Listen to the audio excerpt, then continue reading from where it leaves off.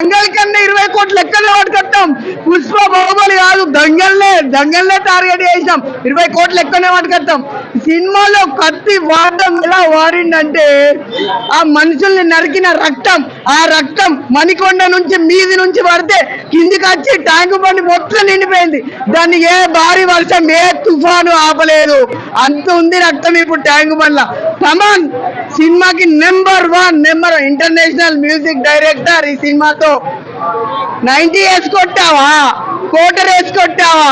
ఆ పెళ్లిలో వాయిస్తారు ఇవిడు, గణేష్ నిమజ్జనంకి వాయిస్తారు ఇవిడు ఆపకుండా, గణేష్ నిమజ్జనం అయ్యే వరకు అలా కొట్టాడు. ఈ మ్యూజియమే సినిమాని కాపాడింది. Elevations number 1 చూపెట్టాడు. ఎలివేషన్ తోటే సినిమా గంట అయిపోయింది. ఎలివేషన్ కే గంట అయిపోయింది సినిమా. ఇంకా గంటన్నర ఆ కత్తి నరకడంతో ఇంకా గంటన్నర అయిపోయింది. హీరోయిన్ 5 నిమిషాలు కనిపించింది. పాపం హీరోయిన్ కి న్యాయం చేసి 5 నిమిషాలు కనిపించింది.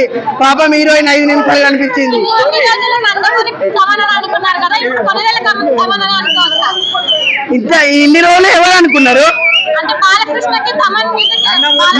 లేదు, ఈ సినిమాతో బాలకృష్ణ లేడు, ఎవడు లేడు. అసలు పవన్ కళ్యాణ్ కత్తి వాడటం మొదలు పెడితే ఈ ఓజీ సినిమాతో నరుక్కుంటూ పోతాడు. ఆ ట్యాంక్ బండే ఫుల్ అయిపోతాయి ఆయన నరికిన రక్తంకి. అట్లా నరికిండు సినిమా, బాలేదన్న వాళ్ళకు మొత్తం సినిమా ఒక 3 సార్లు చూడమని చెప్తా. 3 సార్లు చూడాలి సినిమా. బాలేదన్న సినిమా ఎవడన్నా బాలేదు అనుకుంటే పవన్ కళ్యాణ్ ఆడియో ఫంక్షన్ లో తెచ్చిన కత్తి ఉంది కదా, ఆ కత్తి తీసి నరుక్కుంటూ వెళ్ళిపోరు మీరు. గంతే పవన్ కళ్యాణ్ ఛాన్స్ అయితే మీరు నరుక్కుంటూ వెళ్ళిపోరు పవన్ కళ్యాణ్ మీరు కూడా ఆగచ్చు. పుష్ప కేజీఎఫ్ ఏంటండి? దంగల్ రికార్డు కొడుతుంది. దంగల్ కన్నా 20 కోట్లు ఎక్కువనే పట్టుకొస్తుంది. దంగల్ 2010 కోట్లు, ఇది 2100 కోట్లు వస్తుంది.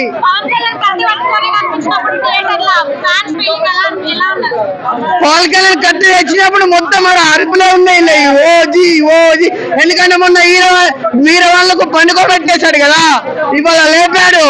ఇవాళ కత్తి సీన్లతో ఫ్యాన్స్ లేపాడు. ఫ్యాన్స్ మొత్తం చూసి వచ్చినాయి కదా, కానీ స్టోరీ కొంచెం కనిపించలేదు. సెకండ్ పార్ట్ లో చూపిస్తాడు కావచ్చు. నాకు కొంచెం తిక్కు ఉంది, దానికి లెక్క ఉంది. నా తిక్కు ఏంటో చూపిస్తా. ఈ ఓజీతో అందరి లెక్కలు తేలిస్తా, దంగల్ని కూడా.